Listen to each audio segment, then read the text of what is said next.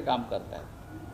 Police हे गृह खात्याच्या अधीन राहून देवेंद्र फडणवीस यांची खाजगी कामं करतात आपापल्या लोकांना वाचवण्यासाठी.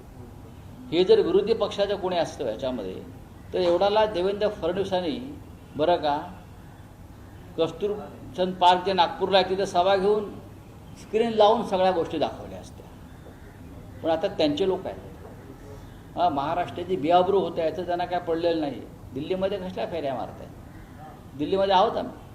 आणि काय हे सरकारचं काय हे जे सरकार दिल्लीतलं चाललं आहे ते आवडीघटकीचं सरकार आहे. मोहन भागवत आज मुस्लिम बुद्धिजीवी मोहन भागवत दिल्लीमध्ये आहेत. मुस्लिम बुद्धिजीवी आणि धर्मगुरूंशी आज दिवसभर चर्चा करणार आहे, संवाद साधणार आहे.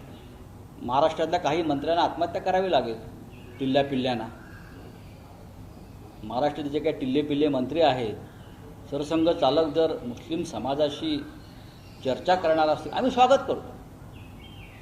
पण जे सातत्यानं विष पेरतायत समाजाविषयी धर्माविषयी खास करून आमच्या महाराष्ट्रात उत्तर प्रदेशमध्ये आज त्यांना विष खाऊन मरण्याची वेळ येईल. मी सरसंघ चालकांचं स्वागत करतो. समाजात दुही राहता कामा नये, या देशात दुही राहता कामा नये. प्रत्येकाचे प्रश्न समजून घेतले पाहिजेत आणि ते प्रश्न समजून सरकारपुढे मांडले पाहिजे. या देशाच्या नागरिकांना त्यांचे न्याय्य हक्क मिळाला पाहिजे, तो कोणत्याही जाती धर्माचा असो.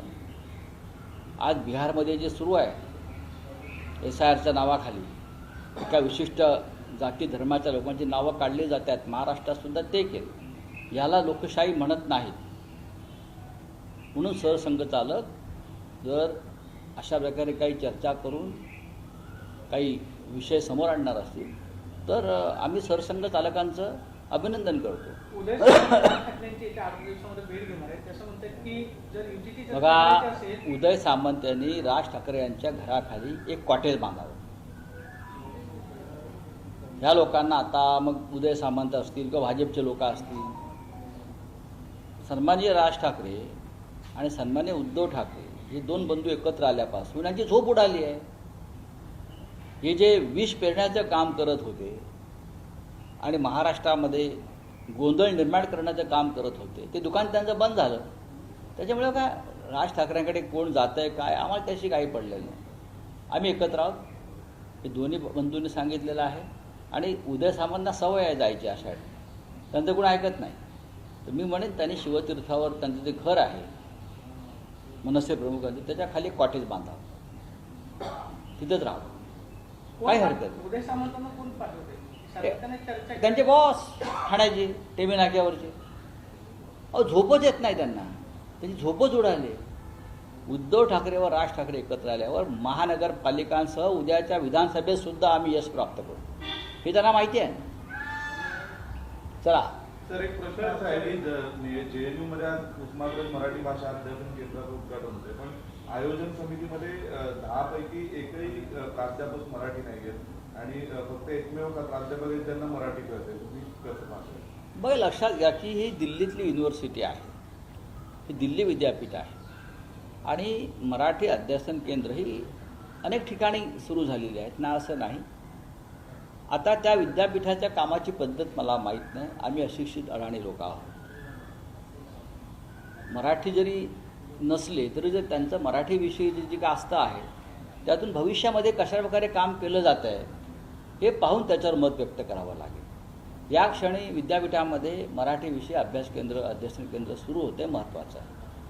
अनिल परबांनी जो विषय काढला की रामदास कदम यांचा जो डान्स बार आहे त्याच्यावरती कारवाई का होत नाही, त्यावरती रामदास कदम असं म्हणाले की ऑर्केस्ट्रा होता, त्याचे सगळे पुरावे त्याच्यावरती किती बोलायचं आपण. अनिल परब हे सक्षम अभ्यासू वृत्तीचे आमदार आणि आमचे नेते आहेत पक्षाचे. त्यांनी जेव्हा एखादा विधिमंडळामध्ये विषय मांडला याचा अर्थ त्यांच्याकडे हातामध्ये पूर्ण पुरावा.